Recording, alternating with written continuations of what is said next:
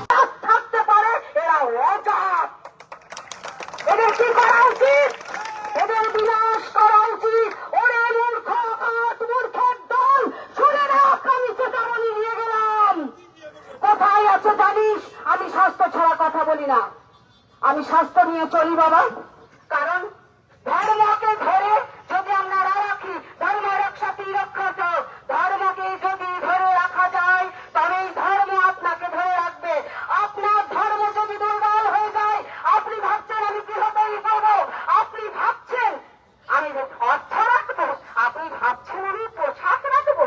শুনুন, ধর্ম যদি বিপন্ন হয় আপনাকে উলঙ্গ করে দেওয়া হবে, পোশাক খুলে নেওয়া হয়, সম্পদ লুট করে নেওয়া হয়। কি সত্য তো? ভালো করে ভেবে দেখবেন। আর বলি,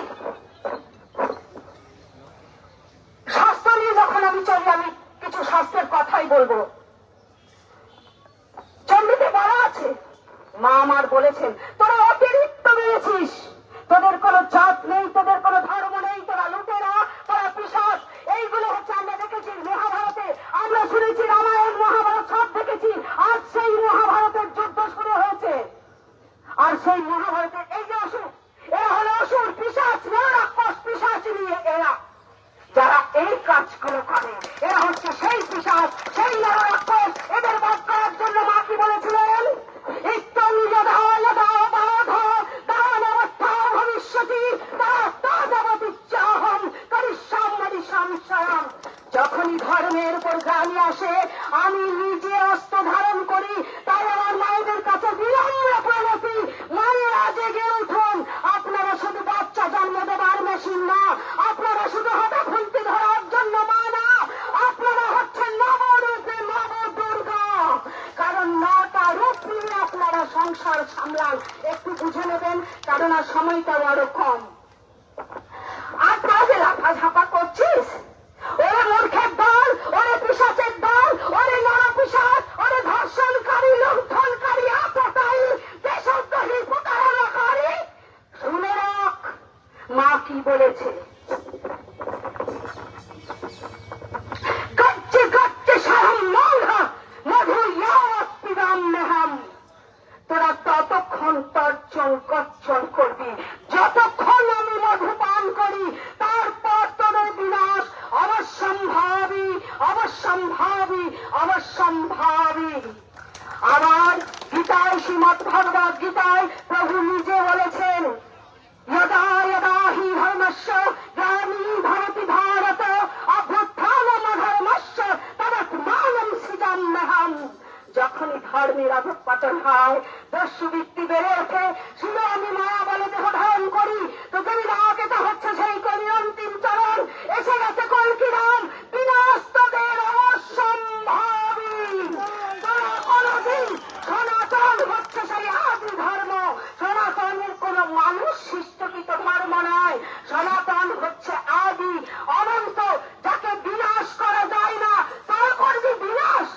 শোন, তোরা ভেবেছিস দেব মুক্তি, তোরা ভেবেছিস আমাদের যত কিছু ধর্ম প্রতিষ্ঠান, মঠ মন্দির, সব জায়গায় আক্রমণ করেছিস। তোদের বড় সাহস। আমি বলি কয়েকটা দেবতার নাম, তাদেরকে ধ্বংস করে রাখা। আমি করি সূর্যের পূজা, বল তোরা সূর্যকে কি করতে পারিস? আমি করি চন্দ্রের পূজা, বল তোরা কি করতে পারিস? আমি করি মৃত্তিকার পূজা, বল তোরা কি করতে পারিস? আমি করি পবনের পূজা, বল তোরা কি করতে পারিস? ছেড়ে দে এগুলোকে। আমি করি আকাশের পূজা, বল তোরা কি করতে পারিস? তোদের কিচ্ছু ক্ষমতা নেই। তোদের আছে কি জানিস? তোরা হলি হাইনার দল, নপুংসকের দল। তাই তো শিশুদের উপর, মায়েদের উপর অত্যাচার করিস। ভুলে যাস, নারী, যে নারী তোকে 3 করে জন্ম দিয়েছিল, সেই নারীর উপর তোরা অত্যাচার করিস। তোদের আছে জাত, আছে ধর্ম, তোরা কখনো ধার্মিক হতে পারিস না। তোরা হলি বিধর্মী, অজাত, কুজাত, কুলাঙ্গা, রাক্ষস, পিশাচ। আজ আমরা সকলে সমবেত হয়েছে, আরো যারা আছেন আমাদের মাননীয় বাবারা, যারা সাধক বাবারা এসেছেন, আমার সন্ন্যাসী বাবারা, আরো যারা কার্যকর্তা আছে, তারা বলবেন আমাকে ছাড়তে হবে। কিন্তু ঘটনা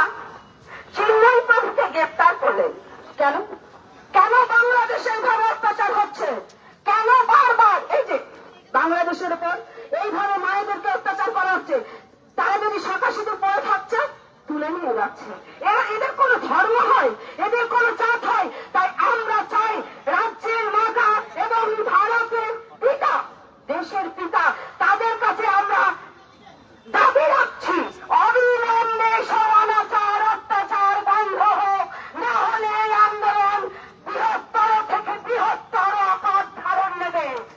কেন কেন এখনো পর্যন্ত বাংলাদেশ 80 মাস অতিক্রান্ত হতে চলল, কিন্তু এখনো পর্যন্ত বাংলাদেশের উপর কোন রকম স্টেপ নেওয়া হলো না? আমাদের এটা দাবি। কেন বারবার আমাদের সাধু সন্তদের রাস্তায় নামতে হয়? কেন সাধু সন্তদের উপর এইভাবে অত্যাচার করা হয়? বারবার মঠ মন্দির সাধু সন্ন্যাসীদের উপর আক্রমণ কেন? কোথায় শান্তির ধর্ম? একমাত্র সত্য, দয়া, ক্ষমা, শান্তি যদি থেকে থাকে সেটা একমাত্র সনাতন ধর্মে, বাকি আর অন্য কোথাও নেই। ধর্ম ধর্ম কোথায়? প্রভু আমার একটা কথা বলেছেন, কোন ধর্ম নয়, শুধু একটাই ধর্ম সনাতন, বাকি কোন ধর্ম নেই। প্রভু 4টি বর্ণের সৃষ্টি করেছিলেন, তার কোন ধর্ম নয়। ধর্ম আর বর্ণ দুটো সম্পূর্ণ আলাদা জিনিস। যারা একটু একটু শাস্ত্রের সঙ্গে সহবাস করেন অর্থাৎ অধ্যয়ন করেন, তারা জানেন ভগবত গীতায় লেখা আছে। কি লেখা আছে? কেন আজকে আর যারা আমাদের হিন্দুরা আছে, আপনারা এখন অনেকে চুপচাপ আছেন, ঘুমিয়ে আছেন, ভাবছেন না আমার তো কিছু হয়নি। আরে বাবা, আপনাদের মনে হয় না?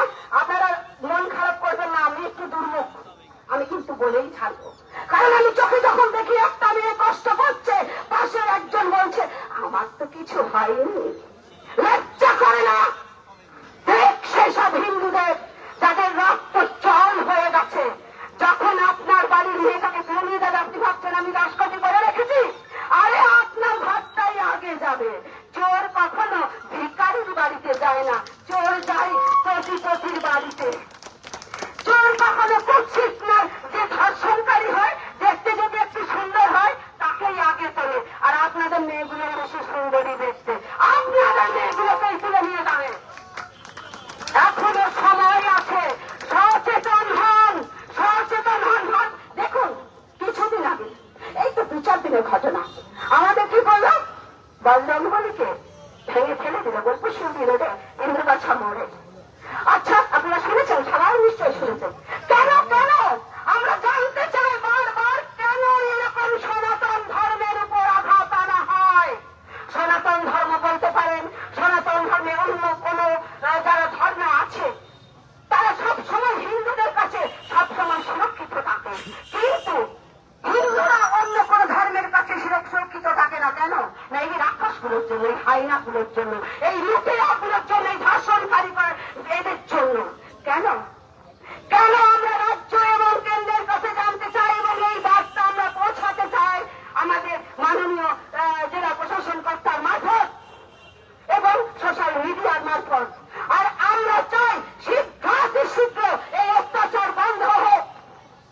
আর এর জন্য আমরা তীব্র প্রতিবাদ জানাচ্ছি, আর ধিক্কার জানাচ্ছি এইসব মৌল বিকৃত মস্তিষ্ক মানুষগুলোর জন্য।